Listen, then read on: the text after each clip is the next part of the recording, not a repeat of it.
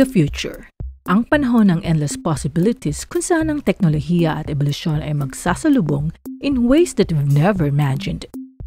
Question is, will advanced technology make the human evolution be like something out of a sci-fi movie?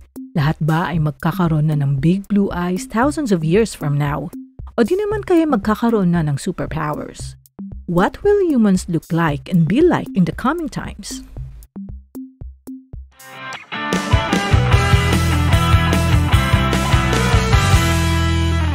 To understand what future humans will look like, pasadahan natin kung paano nag-evolve ang tao sa itsura nito ngayon.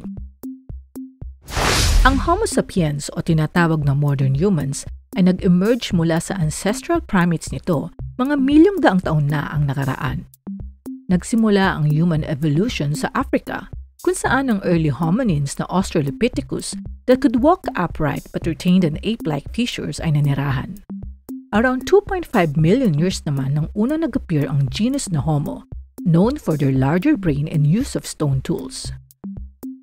Homo habilis ang isa sa mga unang miyembro ng genus Homo, followed by Homo erectus na nagsimulang mag-migrate out of Africa at nag-populate across Europe and Asia. 550,000 to 750,000 years ago nang una magsimula ang lineage ng Homo sapiens. The Homo sapiens neanderthalensis o mas kilala na Neanderthals na nanirahan sa Ice Age Europe at Western Asia ay merong complex social structures at muscular bodies that made them physically strong. Ang Neanderthals ay ang closest ancient human relatives. Ito ang tinaguri ang pinakamatandang kaninunuan ng tao. Fast forward to 300,000 years ago at nagsimula ang pag-emerge ng mga Homo sapiens o ang mga tinatawag na mga modern humans. Ang mga Homo sapiens ay nagsimulang palaganapin ang agrikultura sa mundo na nagbunsod sa pagtayo ng iba't ibang klase ng komunidad at kinalaunan ay umusbong ang sibilisasyon sa mundo. Dahil sa kanyang adaptability, cultural diversity, complex language capabilities, critical thinking at technological innovation, ang mga Homo sapiens o ang mga kasalukuyang tao ngayon are the only surviving species of the genus Homo. And because of their intelligence, humans have also become the most dominant species on Earth. Kung dati ay natural ang paghubog o evolusyon ng tao, ngayon, malaki ang gagampanan ng siyensya at teknolohiya sa kung ano ang magiging itsura ng tao sa hinaharap. Because technology is advancing at a rapid pace, nandiyan na ang artificial intelligence at genetic engineering, ang kakayahan ng tao na baguhin hindi lang ang kanyang physical look, bagkus ang pagmanipula ng kanyang DNA ay hindi na imposible. Million years ago, humans evolved by adapting to their environment, but in the future, human evolution will be driven not by nature alone, but also by technology and choice.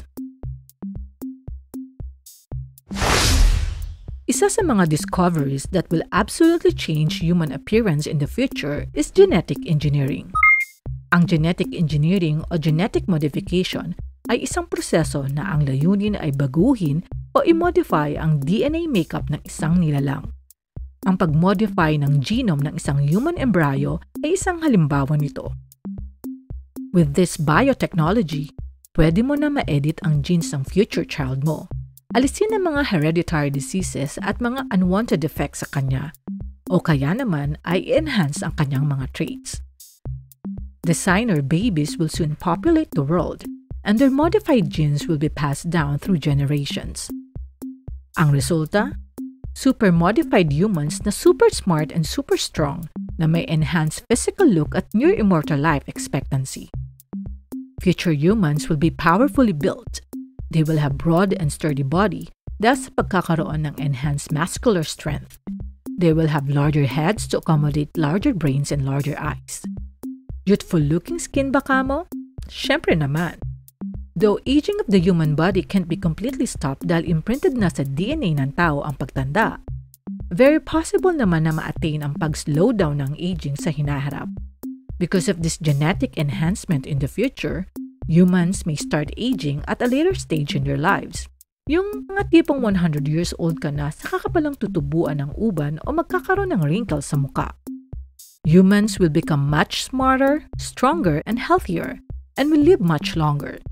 Mutations from these genetic enhancements will unlikely make humans look the same in 1,000,000 years, and a new species of human will rise. Kasabay ng pag-usbong ng mga genetic enhancement na ito ay ang artificial intelligence and robotics. Kung ngayon, ang bida ay mga wearable software tulad ng smartwatches at virtual reality glasses, sa hinaharap, magta-transform ito as mga built-in enhancements sa tao. The integration and merging of machine and human will create augmented humans in the future. Kung dati, ang mechanical implants ay nilalagay lamang sa isang tao upang ayusin ang damaged part ng katawan nito, in the future, these implants will be placed primarily to improve and enhance the physical and mental performance ng tao. Sari-saring mga powerful AI implants ang bubuo sa human anatomy in the future. From casually having bionic eyes to having advanced robotic limbs and heart to having brain-computer interface implant na pwedeng mag-download at mag-upload ng data, future humans will turn into cyborgs. With these AI-built enhancements, magkakaroon ng tao ng superhuman abilities na malapang superhero ang dating. As technology advances, human augmentation will have limitless possibilities. This era of enhancement revolution is the era when humans may possibly become immortal. Have a nice day. Climate change is real, and a new version of Homo sapiens adapted for life in a different environment will appear. Kung anuman ang kahinatnan ng mundo in the future dahil sa climate change, paniguradong mag-a-adapt ang evolusyon ng tao to avoid extinction. Study predicts that humans will have larger nose and face and chubbier body kapag nangyari ulit ang ice age sa mundo.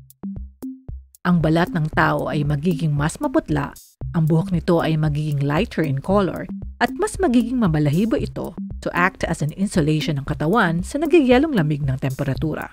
Kung sakaling maging mala-water-world naman ang mundo dahil sa climate change at maging underwater na ito, magiging malasapusa ang mga mata ng tao at magkakaroon ito ng extra eyelid upang maka-adapt sa visibility sa ilalim ng tubig.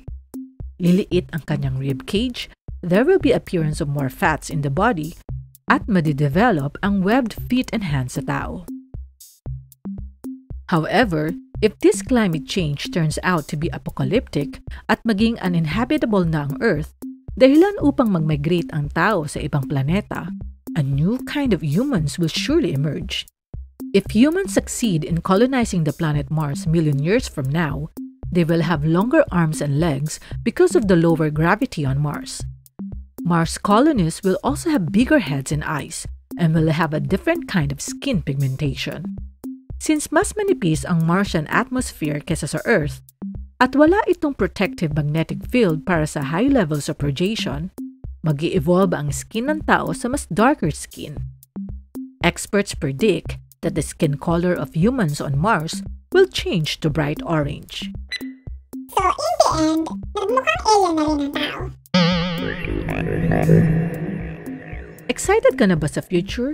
Well, the future may be uncertain, but one thing is for sure, humans are exceptional species and may still be around for another 1,000,000,000 years before they go extinct. Unless may bigla na lang sumulpot na asteroid that will catastrophically strike the Earth, then that will be the end of it. Sa hinaharap, whether it's through genetic engineering, AI integration, or environment change, ang evolution, despite of the many daunting challenges, ay patuloy na andyan para humubog sa tao maging better version nito.